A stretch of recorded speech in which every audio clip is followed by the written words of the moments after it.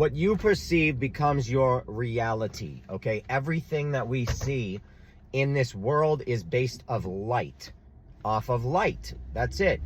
High vibrational light turns back into light, and low vibrational light turns into physical matter, okay? Now, the sigil for Lucifer, everyone's seen it, okay? Take a look at that. It is, what it is the visual cortex. Now, how your eyes work is your eyes are looking at stuff, and what that happens is light is bouncing back into your brain, and that light is bouncing in the back of your head onto your visual cortex, and then bouncing back into your brain and feeding whatever image that you are projecting. Now, because we're all projecting different images, because we're all different vibrations, we are all vibrating at different rates, we're all seeing different things, so your perception becomes your reality, and everyone's perception is different. You can change your reality by changing your perception. It's really simple. You don't have to change anything around you, okay? All you have to change is your perception of what's there, and your whole thing will change. You could put yourself in a room filled with feces and sit in there and train your brain to change your perception on what you feel about that room, and you could you could completely change your entire thought process in the whole situation. And that's all based on perception of reality, and it's all based on light and vibration, because we are all just vibrating. We're all vibrating. Now, what people also, what I find fascinating anyway, is that all living things on this earth, we're carbon-based life form, and carbon-based life form is based on protons, neutrons, and electrons. Now, ironically, it's based on 6 protons, 6 neutrons, 6 electrons. So within each and every one of us, we are based off of a carbon form of 666, which I think is fascinating. So our carbon forms are 666. Our visual cortex is the sigil for Lucifer, okay? Not to mention the goat horns and all of that stuff. Look up a goat horn and then look up a female uterus. It's the same thing. So the goat has been demonized. The symbols have been demonized. And all of this stuff is happening internally. So there's nothing demonic about it, unless, of course, you're vibrating at an incredibly low level. Now, why I find this interesting as well is because since we all vibrate, and since we all have a soul, essentially, and, you know, I've done videos where I think maybe some people don't have souls, and I don't know. I keep it down the middle with these things, because I know a lot of things for sure, because I read and I can understand things, and then I come to a conclusion. But there are many things in this life I don't believe we're ever going to come to a full conclusion. And if you conclude on a lot of these things, you're going to buy into a system that has been created by man.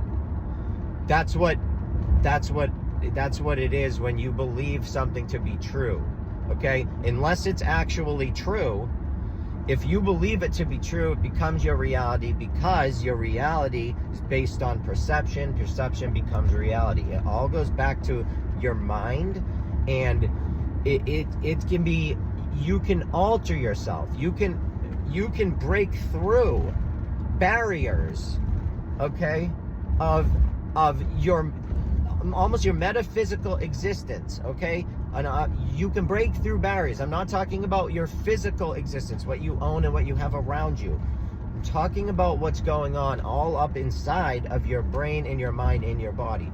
You can get beyond so many things, and it's all from here. Now, I mean, how do I know this? Well, I've served prison time, okay? I've told people this, and I like to tell this story because it will be used against me by people that don't like me for whatever reason.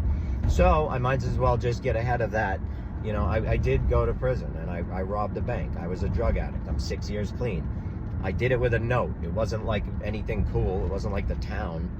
I wasn't running in there like a madman jumping counters, you know, unfortunately. I mean, honestly, that story would have been a lot cooler. But it is what it is, you know, and I'm glad I went. It was the best thing that ever happened to me. It helped me get sober, and I read hundreds of books. I learned so much, and because I had years to sit in a cell alone. And you learn that perception becomes your reality. You learn real quick that whatever you thought of yourself is all bullshit. All of it. Unless you're 100% honest with yourself, which most people are not.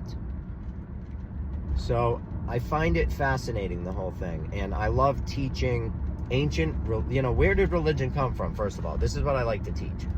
Because a lot of people have belief systems, and that's fine, that's great. But the problem I see with it is, because this is what happened to me, and this is what happens to people. This is what I see, what I witness. There will come a time in your life where you will challenge your belief system, and it's not going to end well.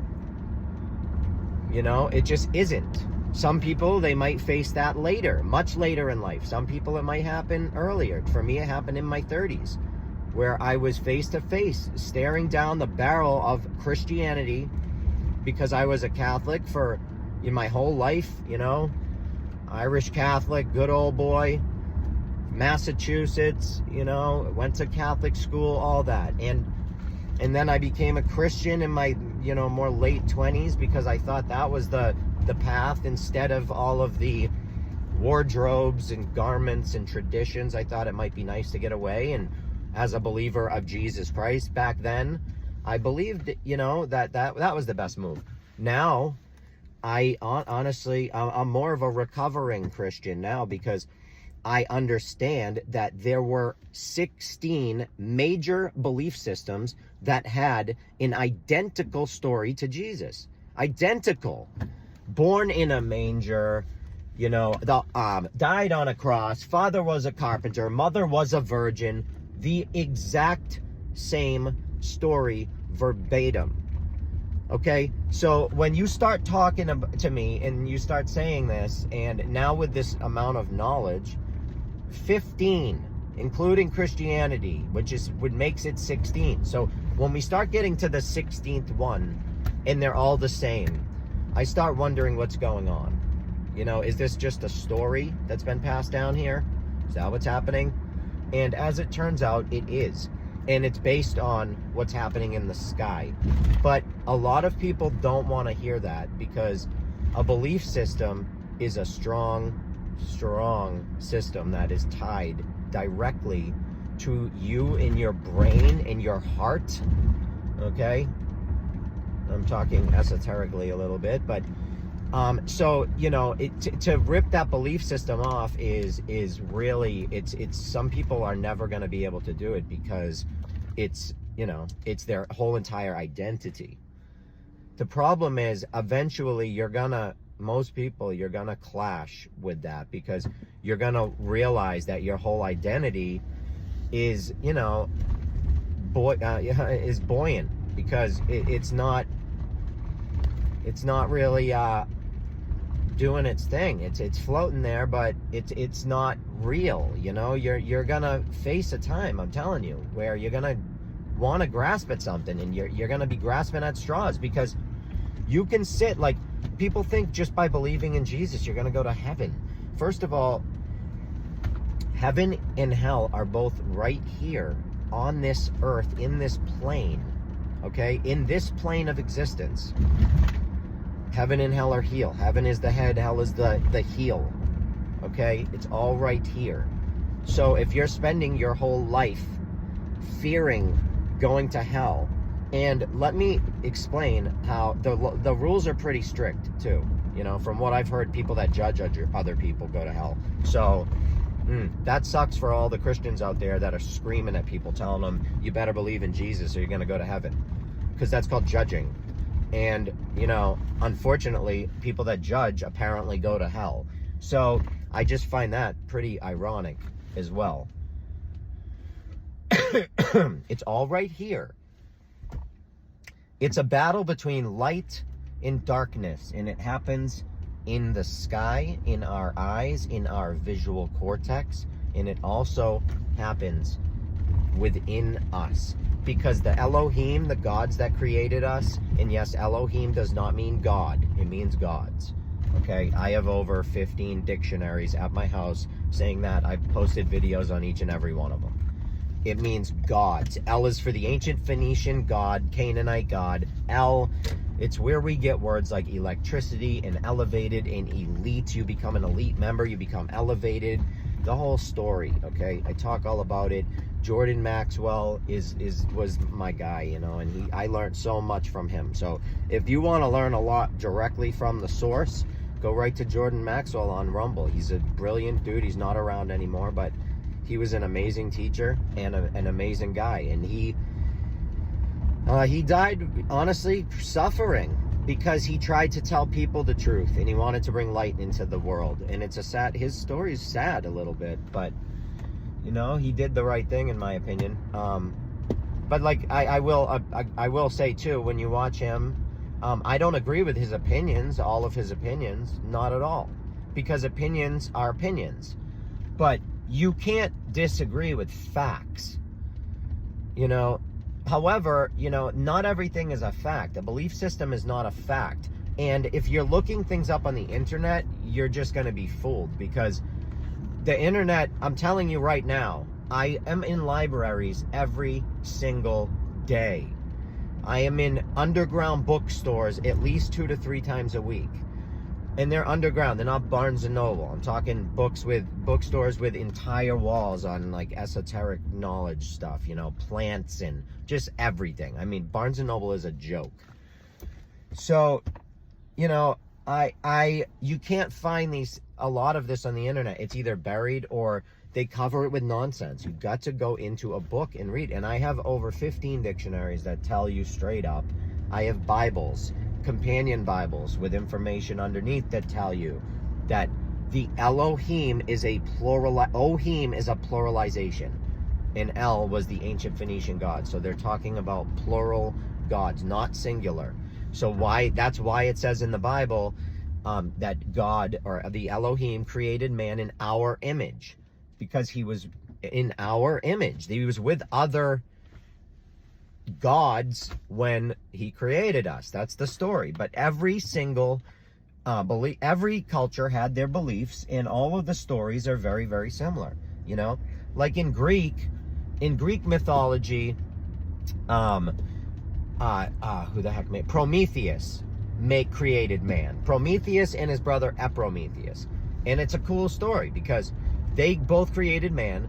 Eprometheus had the power to gift men and animals like all of their traits, and Prometheus created the men and the animals. Now what ended up happening was Prometheus made the man and the women, and he made them like us, so perfect. But his brother Eprometheus, that was supposed to grant us the powers, he gave all the animals the hair and all the quickness and, like, you know, the crazy stomach so you could eat anything. And he gave all of these animals these crazy traits. Sorry, not the stomach thing, but all these crazy traits, you know, like the fur and just everything, so they could last outside. And he didn't give them to man. So what happened was Prometheus felt really bad because men were freezing. They had no fire. They had nothing. We couldn't make fire. You know, we could get it from lightning and try and control it, but we didn't know how to make it and maintain it and keep it. So Prometheus went up to Zeus and he asked Zeus if he could bring down fire for man. And Zeus said no. Absolutely not. He said, you and your brother were given an opportunity to make man and animals, and you messed it up. So that's on you. So Prometheus came back down to his people and he said, listen, I'm sorry. And he watched them suffer. And he felt so bad that he ended up sneaking up Mount Olympus and stealing one of the coals from the everlasting fire that they had. And he brought it down, a magic everlasting fire coal or whatever, to the people. And Zeus, they started cooking all this meat, right? Because they were so happy. They started cooking meat. Now Zeus, all of a sudden, up in the clouds, he started smelling one day this delicious meat. And he realized, like, wait a minute, why are they cooking meat? How are they cooking meat down there? They don't have fire. So he got really pissed off. But Prometheus kind of tricked him. He said, listen, well, I know you're mad. I know you're mad. But now that they have this, you know, tool to be able to cook and roast this delicious smelling meat, I will start to, we'll cook you some, and you can pick the pile first, whatever pile you want. So Zeus was all like, oh, you know what? I am mad, but I want that meat. It smells good. So, all right, I'll pick a pile. So Prometheus went back down and told his people, all right, what we're going to do, we're going to have Zeus come down and grab a pile of meat. And he said he's all right, but he said, we're going to play a little trick on him. It'll be funny. What we're going to do is we're going to put all of the good meat underneath, like the bones and the scrap. And we'll put all of the crappy meat, all the just crap meat, you know, the fat and everything, all just the crappy stuff, not even the fat, because the fat was good, the glazed, beautiful marble fat, but just all the crappy stuff. We're going to put that underneath some of the marbling and all of that, and we'll disguise it. So he'll pick the wrong pile. So all of the men and women were like, okay, that's, I guess, we'll do that. Cool, thank you, because, you know, Zeus gave them fire. I mean, Prometheus gave them fire. And so Zeus came down, and Zeus was looking at the piles, and obviously he picked the most delicious looking one, and he had it brought back up to him at Mount Olympus. Now, when Zeus opened up the pile, because he expected the good meat, and he realized it was all crap, he was absolutely furious at Prometheus. Because now, not only did Prometheus steal fire for humans, okay, making Prometheus the light bearer of that story, because he gave humans fire, which essentially did everything. Okay, that created alchemy, because then you were able to heat different things and do all sorts of stuff, make different alcohols and everything. So elixirs and potions. So Zeus chained Prometheus up on top of one of the mountains there. I forget the name of it off the top of my head, but he chained him up on the top of the mountain.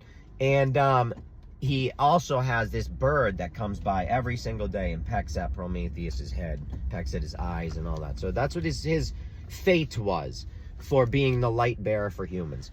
So, you know, that's just an interesting story. I think that, you know, I like that story. It's cool. And every culture has a creation story, you know, of some sort. And they're all actually super relatable. And a lot of them, like I said, 15, 16, including Christianity, are identical. It's quite fascinating. But, you know, I just wanted to talk about that, and that's all.